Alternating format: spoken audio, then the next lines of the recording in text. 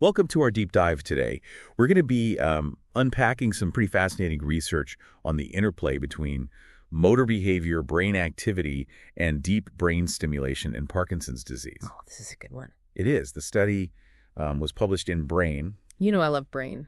by Koorosh, Mirpour, and Nader, Pouratian. Ah, yes. It really delves into how specific brainwave patterns called beta bursts might be contributing to the slowness of movement, also known as bradykinesia, often seen in Parkinson's. Yeah.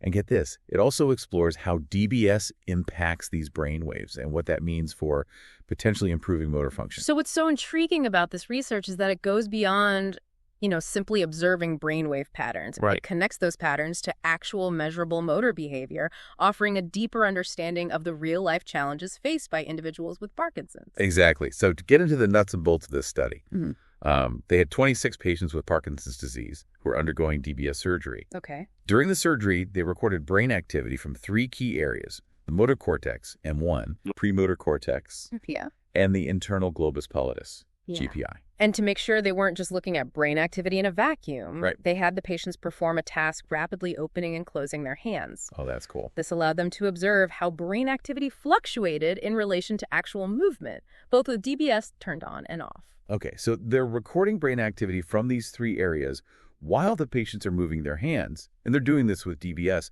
both on and off. Yep. What exactly did they find? Well, one of the first things they observed was that when DBS was off, the patient's hand movements became consistently slower over time, exhibiting that classic bradykinesia. Yeah. But here's the key finding. They found a direct correlation between the duration of those low beta bursts in the M1 cortex and the degree of slowing. Wow. The longer the bursts, the slower the movements. Hold on, let me make sure I understand this. Okay. Are you saying that those low beta bursts are actually causing the slowness of movement? Ah. I always thought beta activity was just a general marker of the Parkinsonian state. It's more nuanced than that.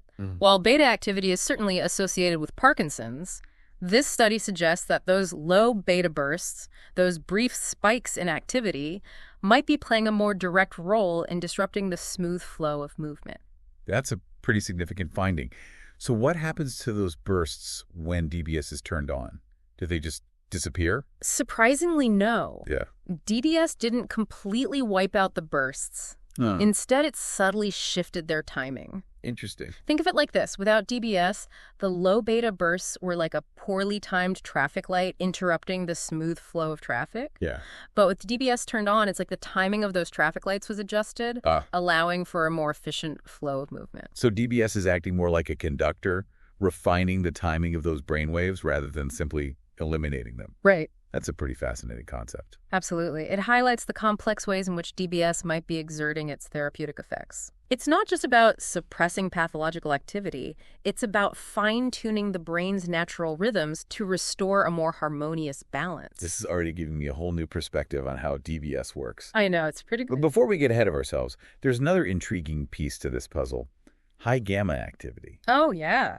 I understand they found something quite unexpected there. Indeed, while those low beta bursts seem to be causing some trouble, Yeah. there's another type of brainwave that might be trying to help high gamma activity. They found that DBS actually increased the correlation between high gamma bursts and movement speed, suggesting that these bursts might actually be beneficial for motor control in Parkinson's. Wait, so we've got low beta bursts potentially hindering movement, high gamma bursts possibly helping, Yeah, and DBS doing some fancy footwork to orchestrate the whole thing. it's a lot. This is getting pretty complex. How can we make sense of all this? To truly grasp how DBS might be working its magic, we need to delve into a concept called mutual information. This is a measure of how much information one signal, like brainwaves, Right. can tell you about another signal, like hand movements. Okay. I'm intrigued.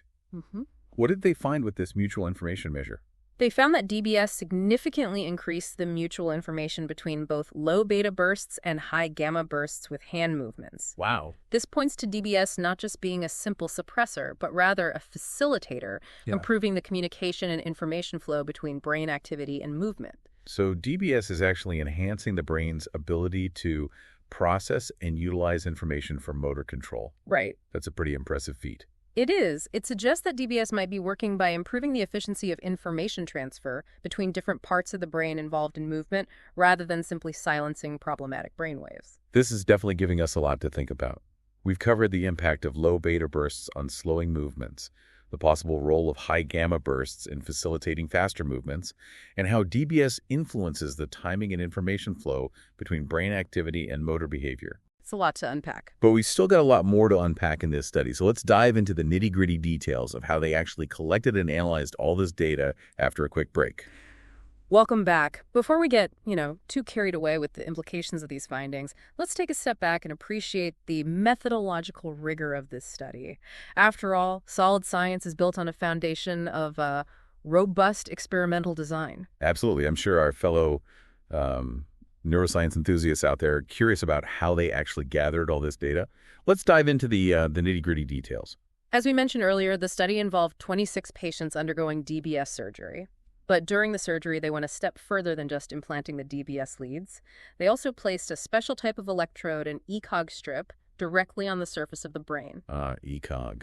That's some serious brain monitoring. It's Yep. not your everyday EEG, right? Exactly. ECOG allows for a much more precise and localized recording of brain activity compared to traditional EEG. This level of granularity was crucial for capturing the subtle dynamics of those beta and gamma bursts we were discussing earlier. So they had the ECOG strip recording from the motor cortex and premotor cortex, and the DBS leads recording from the internal globus pallidus. That's quite a comprehensive view of the brain's motor circuitry. Indeed, this multi-pronged approach allowed them to observe how brain activity was interacting across these different regions, both on the surface and in those deeper structures. Remember, the brain is a network, and understanding how these different areas communicate is key to unraveling the complexities of movement disorders like Parkinson's. Makes perfect sense. Now, I recall them mentioning the use of a data glove to track hand movements. I imagine that was crucial for measuring those movement cycle widths they kept referring to. Precisely. The data glove allowed them to objectively quantify the speed and smoothness of each hand opening and closing cycle. This provided the behavioral data they needed to correlate with those brainwave recordings. So they've got these synchronized recordings of both brain activity and hand movements, capturing every subtle change in real time.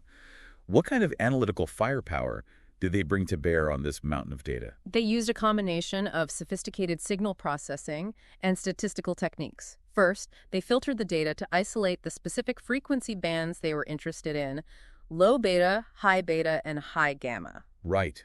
Those specific frequencies seem to be playing distinct roles in those movement dynamics. Low beta bursts seem like the troublemaker, high gamma bursts the potential hero, and DBS the maestro trying to harmonize the orchestra. A vivid analogy. And to really understand the dynamics of those brainwaves, they didn't just look at the overall power in those frequency bands. They focused on the concept of bursts, those transient spikes in activity that appeared to be particularly relevant to movement. So how exactly did they identify those bursts in the data? I imagine it's not as simple as just looking for a spike on a graph. You're right, it's a bit more nuanced than that. They defined bursts as periods where the brainwave amplitude exceeded a certain threshold and lasted for at least 50 milliseconds. This allowed them to zero in on those fleeting moments of heightened activity and see how they related to the hand movements. So they've got all this data brainwaves from multiple areas, precise hand movement tracking, and sophisticated burst detection algorithms. It sounds like they were well equipped to tackle those key research questions. But before we jump into their findings, walk me through the statistical analyses they used. I'm particularly curious about how they determined if those beta bursts were truly driving those movement slowdowns or if they were just a coincidental bystander. That's a great question, and they were very careful to address that issue of correlation versus causation. To start, they calculated Spearman's correlation coefficients to see how strongly those low beta bursts were linked to movement cycle width. This basically measures how much two things are moving in sync or out of sync in this case. Right, but correlation doesn't equal causation. How did they go beyond simple correlations to really pin down the role of those beta bursts? They used a more robust statistical approach called linear mixed effects modeling. This allowed them to isolate the true impact of burst duration on movement while controlling for other potentially confounding factors. They also employed a clever time lag analysis to understand the temporal relationship between bursts and movement. Time lag analysis, I'm not familiar with that. It essentially allowed them to determine if the bursts were occurring before, during, or after changes in hand movement speed. This helped clarify the sequence of events, providing insights into whether those bursts were a cause or a consequence of the movement changes. That's a really clever way to tease apart those temporal dynamics. It sounds like they went to great lengths to ensure the robustness of their findings. They did, and their efforts paid off.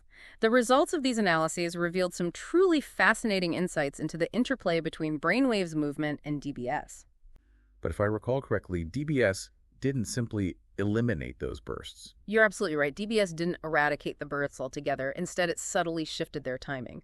And that shift in timing appears to be a critical factor. The time-light analysis revealed that when DBS was off, those low beta bursts tended to occur right before and during periods of slowed movement. It's as though those bursts were acting like a neurological speed bump, disrupting the smooth flow of movement commands. That's a great analogy. But when DBS was turned on, that temporal relationship changed. The bursts were no longer as tightly coupled to those moments of slowing. DBS seemed to disrupt the timing just enough to loosen their grip on the motor system. So DBS is refining the timing of those brainwave bursts rather than just shutting them down completely. It's more like fine-tuning an orchestra than silencing an instrument. But what about those high gamma bursts? They seem to have a completely different relationship with movement. Yes, they did. Remember, DBS actually increased the correlation between high gamma bursts and movement speed, and the time lag analysis indicated that these bursts tended to occur slightly before the fastest parts of those hand movement cycles. So it's possible those high gamma bursts were providing a boost, a surge of activity that supported smoother, faster movements, almost like a shot of neurological espresso. That's a very interesting way to think about it, and it aligns with the emerging idea that high gamma activity might play a compensatory role in Parkinson's potentially counteracting some of those movement deficits caused by the low beta bursts. This is where that concept of mutual information comes back into play, right? That measure of how much information one signal can tell you about another. Precisely, the study found that DBS significantly increased the mutual information between both low beta bursts and high gamma bursts with hand movement. This suggests that DBS is improving the information flow between brain activity and movement. It's as though DBS is clearing the communication channels in the brain, facilitating a more efficient exchange of information between different areas involved in motor control. So it's not just about suppressing the bad brain waves or boosting the good ones. It's about optimizing the timing and information flow within the brain to restore a more harmonious balance. Yeah. It really sheds new light on the complexity of DBS and its potential for treating movement disorders. It certainly does, and it opens up exciting new avenues for research. Could we develop even more targeted DBS approaches that specifically address the timing of those beta bursts? Could we find ways to enhance high gamma activity to further improve motor function? These are questions that will keep researchers busy for years to come. But this deep dive has given us a fascinating glimpse into the intricate dance of brain waves and movement in Parkinson's disease, and has shown us how DBS could transform that dance into a more fluid and graceful performance. We've explored the impact of low beta bursts on slowing movement, the potential role of high gamma bursts in facilitating faster movements, and the nuanced way DBS influences the timing and information flow between brain activity and motor behavior. It's a reminder that even seemingly simple actions like moving our hands rely on a complex symphony of neural activity that we're only beginning to understand. It's a symphony that deserves our attention and continued exploration. Thanks for joining us on this deep dive into the world of brainwaves and movement in Parkinson's disease. Until next time, keep those neural circuits firing.